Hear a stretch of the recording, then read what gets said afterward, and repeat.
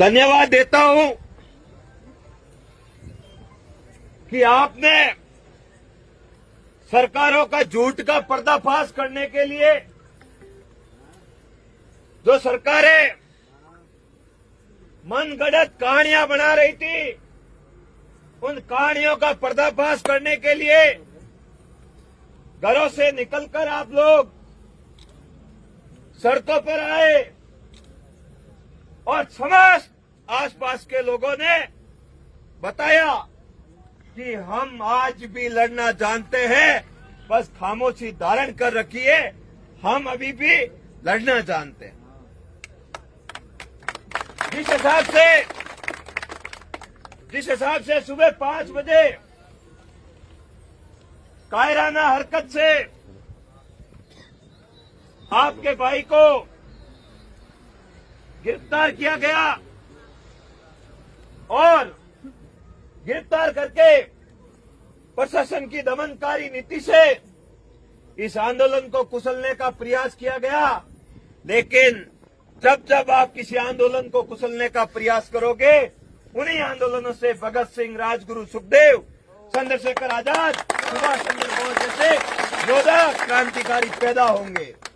इतने दिन तो मुझे ऐसा लग रहा था मेरे कुछ हो गया या लड़ते लड़ते मुझे कहीं गोली भी लग गई तो पीछे लड़ेगा कौन।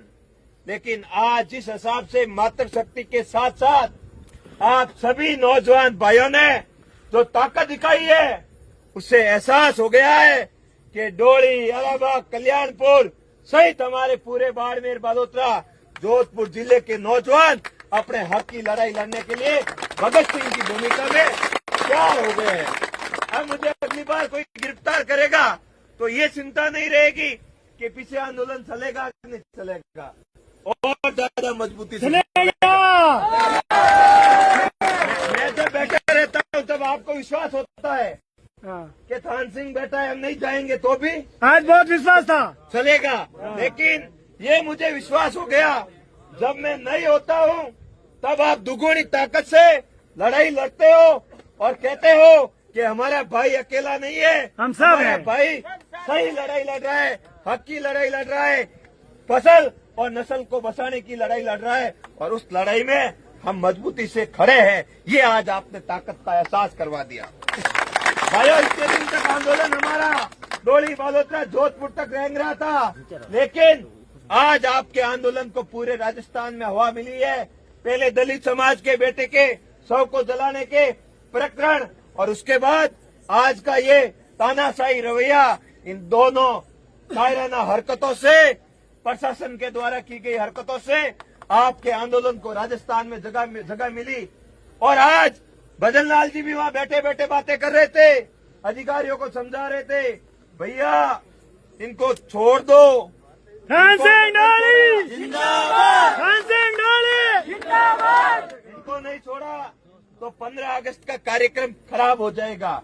लेकिन हमारा कभी उद्देश्य नहीं था कि देश का राष्ट्रीय पर्व, जिसके लिए हमारे क्रांतिकारियों ने गोली खाई है, आजादी की लड़ाई लड़ी, उस पर्व को खराब करे। क्या हमारा ये मूड था क्या? नहीं, कभी इसका नहीं। हवाला देकर इन्होंने ये हरकत की, जिसका जवाब आपने मुंह तोड़ दिया। आप सभी का बहुत बहुत धन्यवाद।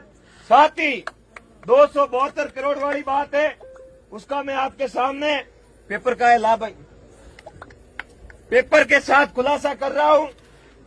जैसा कि कलेक्टर महोदय ने कहा है, मैं देखो मेरी गिरफ्तारी बहुत कुछ लेके आई है आपके लिए।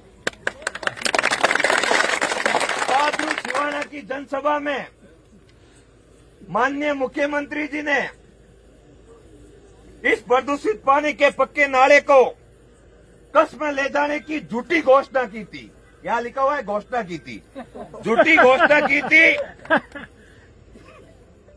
जिसमें ये जल केमिकल युक्त है।